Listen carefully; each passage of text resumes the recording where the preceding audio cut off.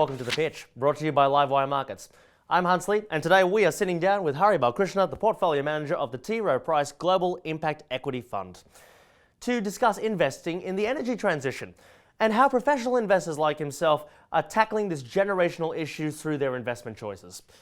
So, Hari, just to start with, what does the energy transition mean to you as an impact investor, and how has that meaning evolved over the 3 years that this fund has been running? So to us, the energy transition really is about how do we get, as a planet, how do we get to net zero? But there's more to that than net zero, right? In the sense of there's other things as well in terms of transitioning away from utilizing too many resources from the planet, for example, so ensuring we have a circular economy loop in what we do, ensuring that healthy ecosystems are promoted along the way. But if you think about the core energy transition in terms of the mix of how energy has to change, it's too simplistic sometimes to just look at renewable energy as a solution. It absolutely is a critical part of the solution, but an equally important part tends to be decarbonizing heavy industries. So when you think about power, when you think about buildings, transportation, right, a lot of these contribute to more than 2/3 of greenhouse gas emissions. And so how can we find energy efficient ways to basically reduce the emissions from those sectors, in addition to also generating renewable energy and creating a renewable ecosystem? So that's what we're focused on. Yeah, no, absolutely. So on this subject of the energy transition, I know you're not normally based in London, but here in Australia was a big story recently. We saw Andrew Forrest, the chief executive of Fortescue Metals, recently cull 700 jobs from that company's workforce, and also adding that the company's goal, which it used to have, producing 15 million tonnes of green hydrogen by 2030, now on hold. What does a move from a major global player with ambitions in the renewable energy space, what does a move like that say to you? Well, I mean, I can't comment on an individual company's decision, obviously, but sure. I would say that if I look at, outside of that, if I look at the levelized cost of energy across a range of renewable technologies, so solar, wind, a lot of these are actually below that of fossil fuels today, right? So there's obviously the infrastructure build-out that has to happen, there's a storage build-out that has to happen, but the incremental marginal decision to invest in renewable energy today makes a lot of economic sense, in addition to obviously, helping the planet. Something like green hydrogen, I mean, again, we're not seeing, a sort of slowdown or a let up in a lot of these investments. If you look at the Inflation Reduction Act in the US, for example, that's a classic example where a lot of these new technologies are actually getting incentivized and in many respects actually accelerating. Yeah, no, absolutely.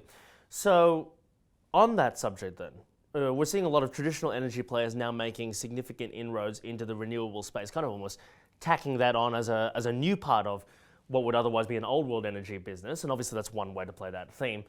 I'm curious, are you involved in those kinds of companies, and if not, where are you looking for opportunities in that space? So we're not. So we are, because we're on an impact fund, for us it's all about making sure that there is material, as in majority, so more than 50% of revenues aligned to a positive impact activity. So energy companies, wouldn't make the cut because of the fossil fuel exposure.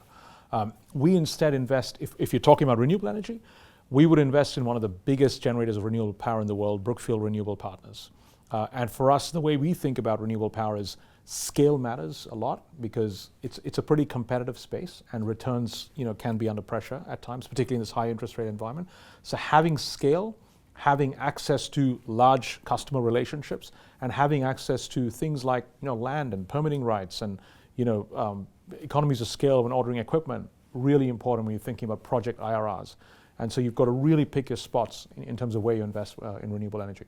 So Hari, your dual mandate, just kind of putting this all together, it allows you to seek that long-term capital appreciation as well as companies that are making a positive impact. So with that theme in mind, can you tell us maybe about a couple of holdings? One that's been held for a long time in the fund and maybe one that's a little more recent. So on the long-term holding, I mean, one we've held for, since inception of the fund is Linde. So it's an industrial gases company, ties in very closely to what I described earlier in terms of it's equally important beyond generating renewable energy to actually decarbonize heavy industry. And Linde does exactly that. So they mitigate 90 million metric tons of CO2 equivalent in working with heavy industry and helping them decarbonize solutions like carbon capture and storage, for example, or green hydrogen.